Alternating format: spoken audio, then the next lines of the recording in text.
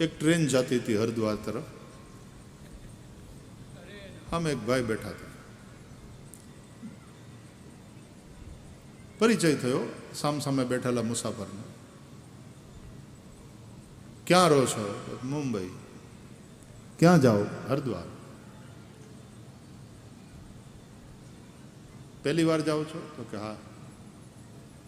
શું કરવા? કોઈ બિઝનેસ ટૂર છે? તો કે ના, ગંગા નાવા.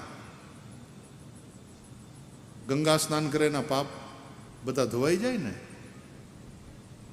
એક કથામાં જાવું પડ્યું હતું તો એમાં કાનમાં સંભળાણું, વાત કાનમાં પડી કે ગંગા સ્નાનથી પાપ ધોવાઈ જાય. એટલે આ કે હા હા એ તો છે ને, ગંગા પાપમ શશી તાપમ. શશી તાપને હરે ને ગંગા પાપને હરે.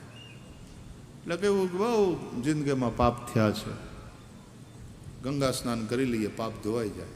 બહુ સારો વિચાર, સારો વિચાર. એમાં ટીસી આવ્યો, ટિકિટ ચેકર.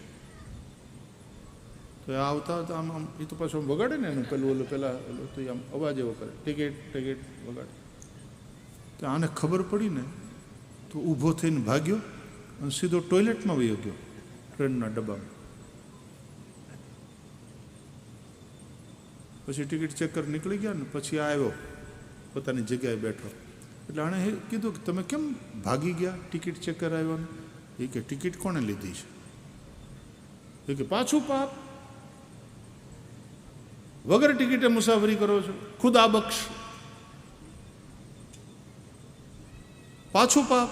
તો કે આમે ગંગા નાવા જઈએ છે ને એક વધારે, આપણે ધોઈ જ નાખવા છે ને, શું ફરક પડે?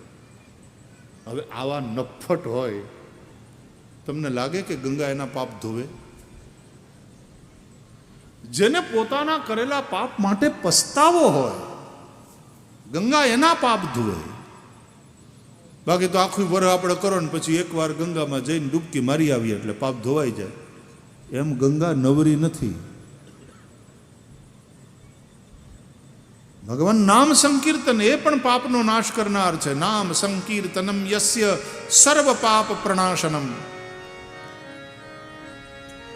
પણ પસ્તાવા સાથે.